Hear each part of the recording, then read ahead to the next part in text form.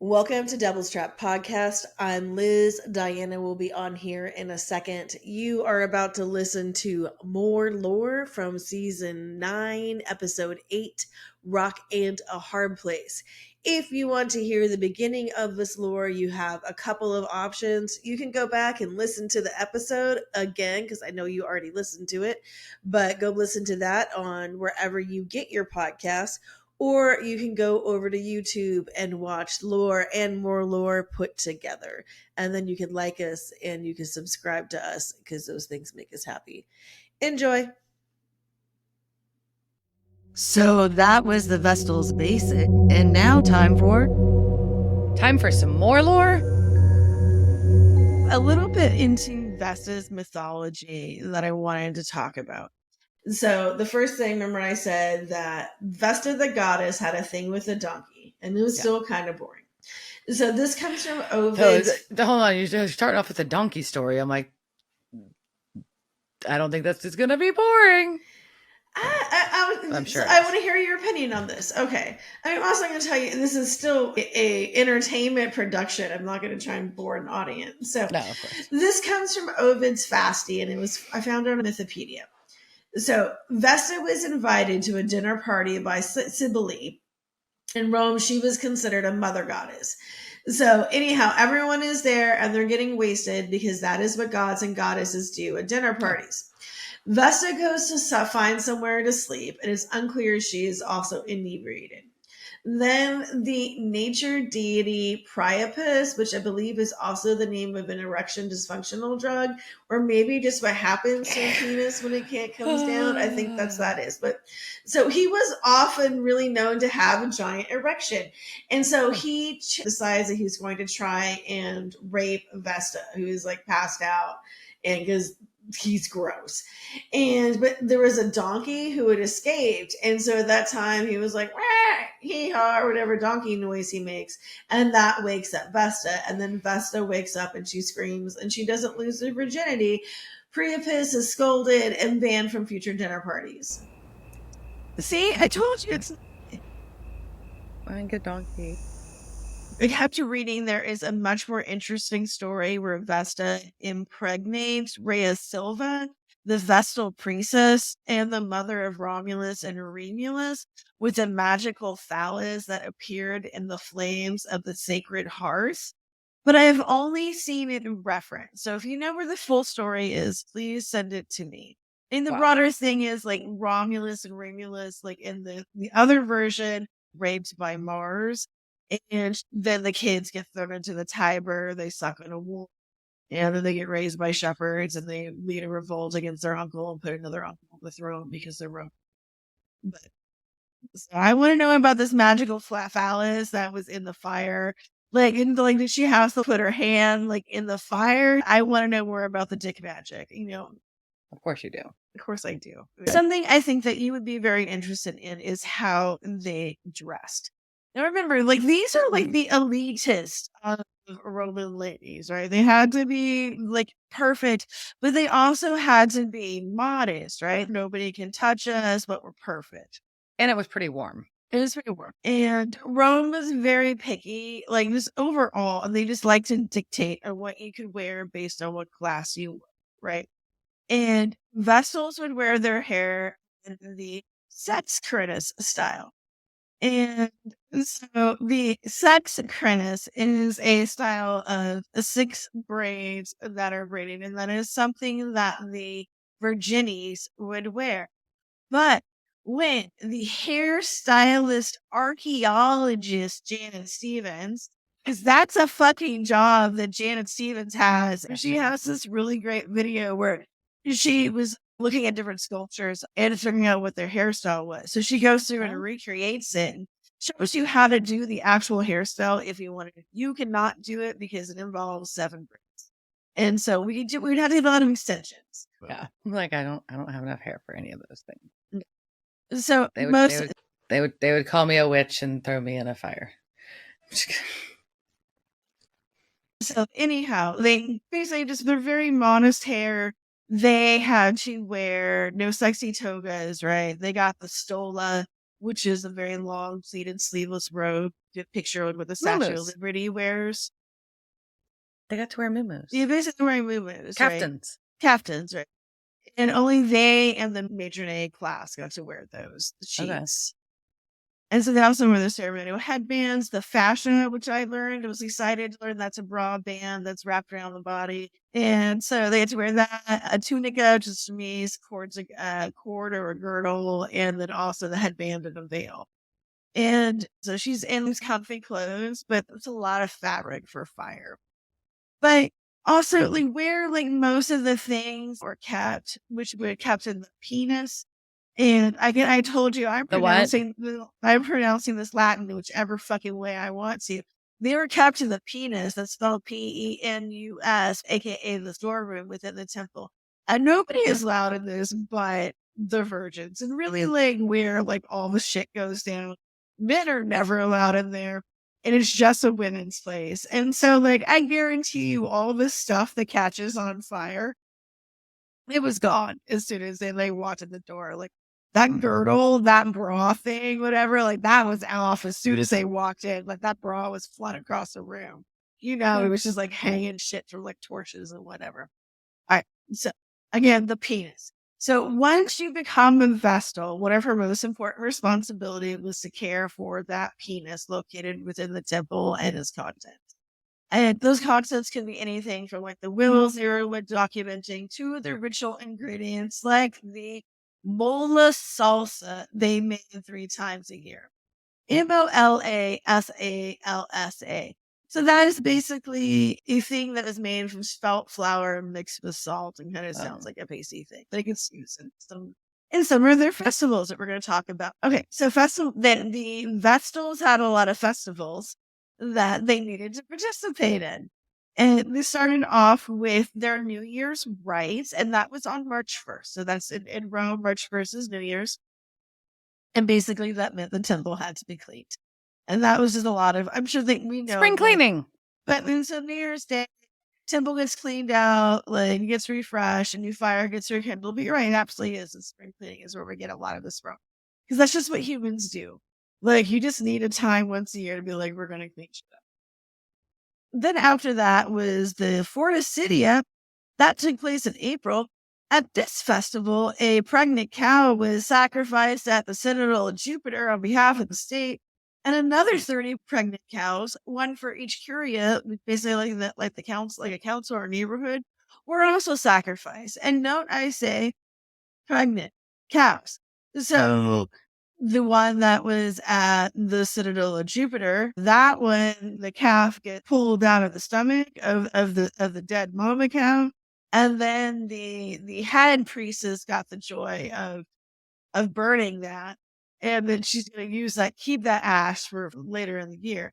And then like the other 30 ones, right? So all over someone's killing a pregnant cow and then dragging these calf fetuses from there to a central place where then the Vestals could burn them and use that ash to purify people. These fucking Romans. All right. So after that, there was the Vestalia, which was the Vestals Festival that happened June 7th through June 15th. The temple was open to the women of Rome. The donkeys had a mysterious role in the Vestalia festivals. And according to Robin Wildfang's Roman Vestal Virgins, donkeys were, quote, decorated with loaves of bread. Bread donkeys? I guess. And then also there's a milk. They think that this milk could be related to the mysterious ass that appears in the rites of the Vestalia. Mysterious ass. This donkey is a mysterious ass. So I just like that we're talking about virgins and their Vestal festival, and now we've got some mysterious ass. Mysterious ass. So, my friends are not Diana. I got many texts about mysterious ass building up to me writing this. Okay, so now we have mysterious ass. Then comes the October horse. So every October, 2 races were held in the area of Rome that was set aside for Mars, and the right-hand horse of the winning team was speared and then sacrificed. Neighbors would fight over who got to keep the head and display it because fucking Rome. And then the blood, to be fair, Rome ate horses all the time. So they ate cows too, but still gross dudes. And the blood of the horse's tail, though, that was for the Vestals, and that we pour in the hearth, and that becomes an ingredient for something for the Perilia. So that's the next festival, and during that, people jump over the flames in a triple row, shaking their damp laurel, which I thought was competing with the yam shaking that we had a couple weeks ago. So in this one, there's like somebody who jumps over fire 3 times, and they shake their laurels. Okay. And the Vestals would hang out fumigates made from the calf ash and the horse blood that they kept from those things. That they're like, remember that gross shit we did a couple of months ago? We just wanted to remind you, and now we want you to smell like it. Smell like this dead cow, motherfucker. Yeah. So there are also the rites of Argai, where the Vestals would throw 24 to 30 straw effigies into the Tiber River, maybe to get rid of the ghosts and spirits that came out during Lemuria that happened before it. But the Vestals always had to use running water. Like the water always had to be flowing if you were going to use it in a rite. And they actually created some cool like fountains and shit that had So they couldn't have still water. They had to be moving. Yeah, so it's like your cat has to drink out of a perpetual fountain, like the Vestal Virgins are like your cats in that way. No. Okay. And they also, just because the Tiber was flowing, they use that to like, oh, we've got something that's unclean, so let's throw it in here. Like, hey, we've got this rapist criminal that we just murdered and executed. He's unclean. Let's throw his corpse in this river. Hey, you want to get some water? I'm thirsty. Yeah, so that's the Tiber. And so more incestum. So as a reminder, incestum is when a virgin was accused of losing her virginity or her chastity.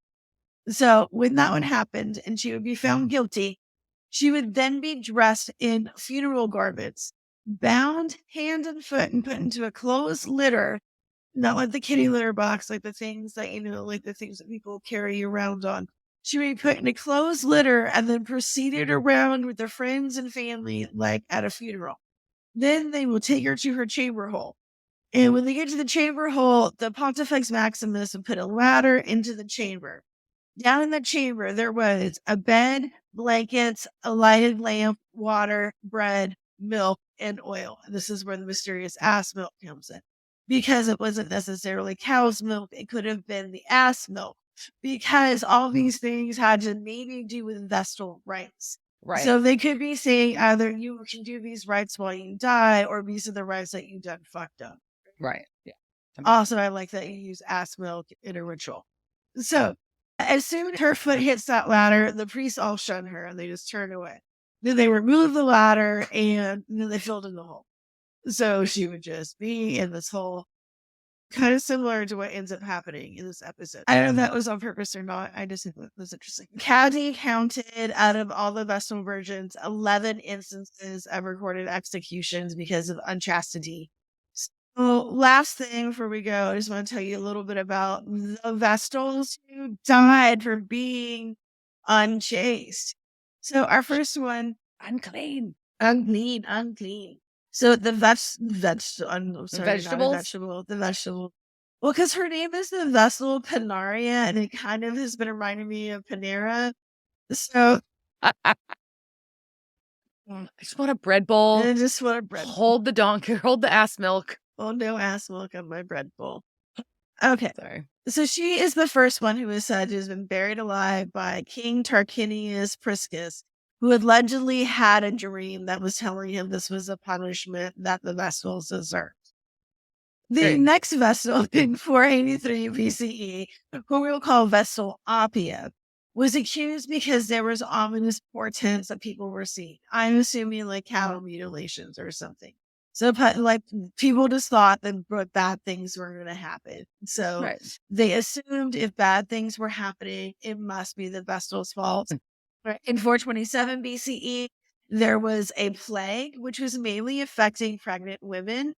And so a slave informed the priest that a Vestal had been unchaste.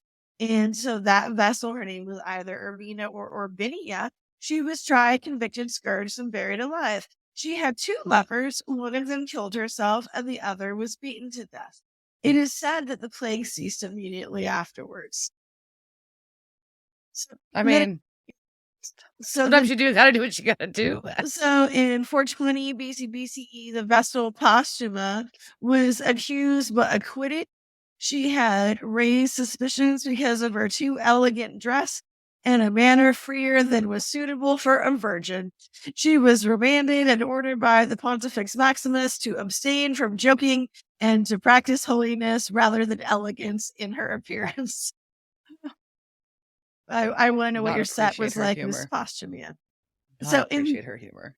In 337 BCE, Vestal Minutia was also accused because of her appearance. Unfortunately, she was buried alive. Again, there was patricians and plebeian power struggle going on, and she was coming from a plebeian family. So they think maybe that could have been them saying that you shouldn't be here in such a high place. Right. Okay, next is my favorite and the one that definitely needs a Netflix series only because of her name, and that is the Vestal Sextilia. We don't know why she was buried, but I hope it was a good reason. I hope she had a good time. Also, during that time, there was the Vestal Tuccia, and she was accused, but she was saved because she carried a sieve full of water to the river without spilling a drop. Good for her. In 216 BCE, the women of Rome started acting up and they were creating a ruckus in the streets mourning for their dead husbands. And this was during the Battle of Cannae. And the Senate had decided not to ransom the captives that came out of that. And the wives were upset and they had something to say. So 2 Vestal Virgins got buried alive because Vestal Amelia was accused and she was saved because she put her garment on the hearth and then the fire went out and then she relit the heart from the ashes and that proved that she was a virgin. What? Yeah, Romans. Then, unfortunately for many, in 114 BCE, lightning hit this knight's daughter and it not only killed her, but it just blew all her clothes off. And so she's just lying like she's just naked, dead, and her feet are just like all twisted around. And they're like, fuck, like this is an omen, something's gonna happen. Clearly, these Vestals are fucking. So they accused 3 of them. They accused Marcia, Amelia, and Licinia. Amelia was a patrician and Licinia was a plebeian and the other one was a patrician. Okay, so Amelia and Licinia were accused of banging the other's brothers and of having group sex. Marcia was just accused of having the one lover. So they have this trial and then only Marcia is found guilty. So Marcia gets buried alive. Then the public was so mad because they were just like, during the trial, they were literally saying like, yeah, the aristocracy knows this shit is happening. And so the people were like, the fuck? And they're like, fine, we'll have another trial. We'll bury them alive too.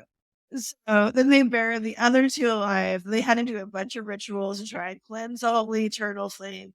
And they did bury 4 men alive. Okay. So at least we got some dudes there. Then in 73 BCE, 2 Vestals, Fabia and Lucinia, were separately accused. This was also during a class war, but those 2 hired 2 really good lawyers, like the famous Cato, not that one, and those were acquitted. And under Domitian, Emperor 81 to 96 BCE, 4 Vestals were tried for incestum. 3 were convicted, the Vestal Veronilla and the sisters Oculate, and 1 found innocent. The public was really mad because there was another one, Cornelia. She was tried in absentia and wasn't even there to like face her accusers. But it didn't matter because they tried her again and found her guilty. So, and then as like she was the Virga Maxima, so she was the head of the order.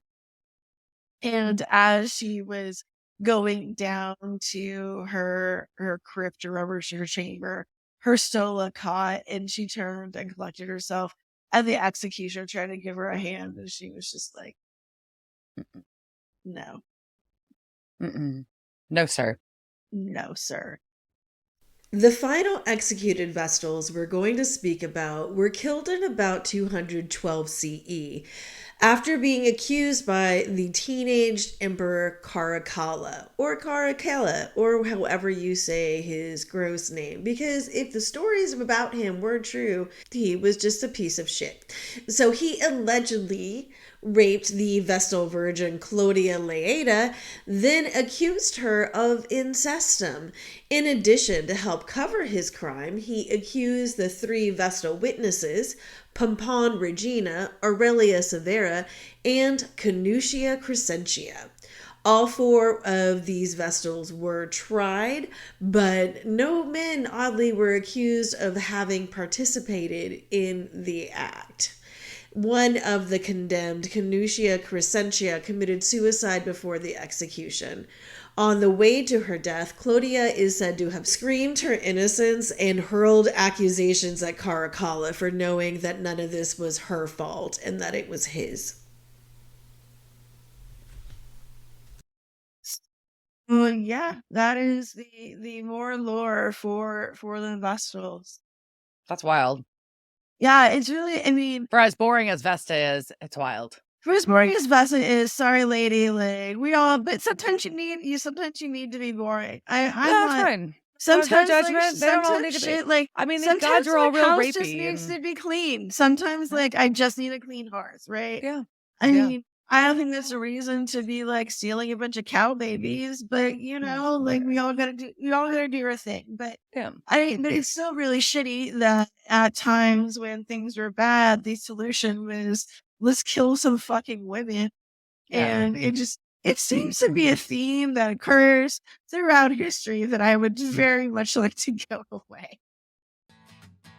Is that too much to ask?